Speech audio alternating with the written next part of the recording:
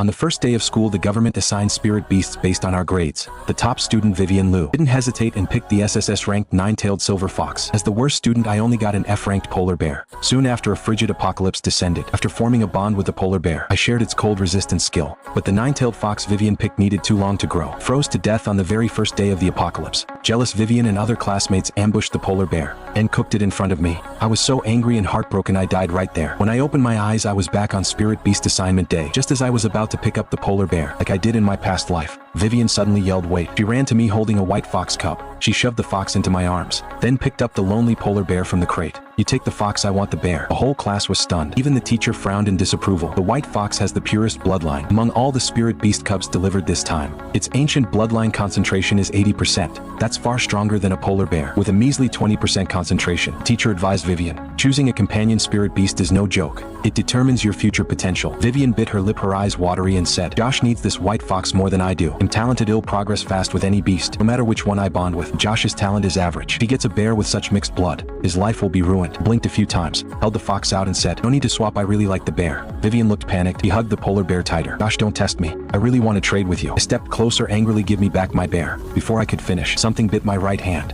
I looked down, the little white fox had bitten me. Bright red blood welled from the wound. The little fox stuck out its tongue and licked my skin with a tingling sensation. The fox had actively bonded with me, and it was a life and death blood pact. The classmates looked at me with scorn. They said, "Give the fox back to Vivian." "But you bonded with it anyway." First time seeing such a hypocrite. After bonding with me, the fox drowsily closed its eyes and fell asleep, listening to the whispers around me. My face turned bright red. I didn't know. I genuinely hated this useless fox in my hands. Forced into this bond by the fox, I could only endure the dirty looks and slump back to my seat frustrated. Only I knew this seemingly popular fox would become dead weight in just 2 weeks. Not just me, Vivian knew it too. The moment she gave up the fox and fought me for the bear, I knew she had also been reborn like me. In our past life, Vivian chose the fox, and I got stuck with the unwanted polar bear. But 2 weeks later, the frigid apocalypse hit. The world plunged into 50 below zero. The noble-blooded fox needed a much longer growth cycle than other spirit beasts, so when the apocalypse arrived, it was still a helpless baby and froze to death that very day. But my polar bear, with careful nurturing, had reached its adolescent stage. In the 50 below zero temperatures, it shared its cold resistance skill with me, making me the person least afraid of the cold. Vivian was crazed with jealousy. She tried several times to lure the bear away, to break our bond and become hers. But the bear refused. Rejected repeatedly, Vivian flew into a rage. She told others eating the bear's meat would grant the same cold resistance ability. So on a trip out to scavenge supplies,